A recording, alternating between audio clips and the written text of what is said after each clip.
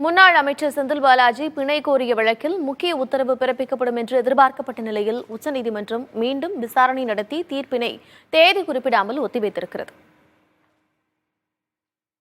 சட்டவிரோத பண பரிமாற்ற தடை சட்டத்தின் கீழ் அமலாக்கத்துறை கைது செய்ததற்கு எதிராகவும் பிணை வழங்க கோரியும் முன்னாள் அமைச்சர் செந்தில் பாலாஜி உச்சநீதிமன்றத்தில் மேல்முறையீட்டு மனு தாக்கல் செய்திருந்தார்.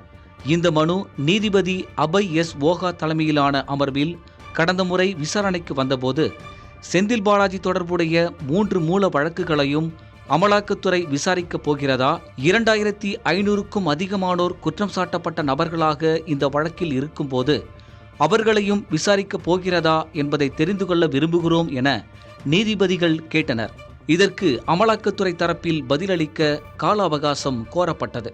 இந்த நிலையில் உச்சநீதிமன்றத்தில் வழக்கு மீண்டும் விசாரணைக்கு வந்தபோது அமலாக்கத்துறையிடம் 3 மூல வழக்குகளையும் விசாரிக்கப் போகிறீர்களா இல்லையா என நீதிபதிகள் கேள்வி எழுப்பினர்.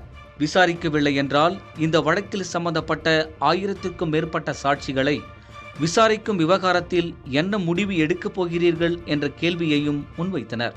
இதற்கு ஏற்கனவே இந்த விவகாரத்தில் தாக்கல் செய்யப்பட்டுள்ள குற்றப்பத்திரிகையின் அடிப்படையில் விசாரணை மேற்கொள்ள இருப்பதாக அமலாக்கத்துறை தரப்பில் பதிலளிக்கப்பட்டது.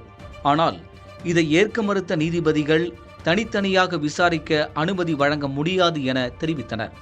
ஏனெனில் விதிமுறைகளிலும் அனுமதி வழங்க இடமில்லை என்று நீதிபதிகள் குறிப்பிட்டனர்.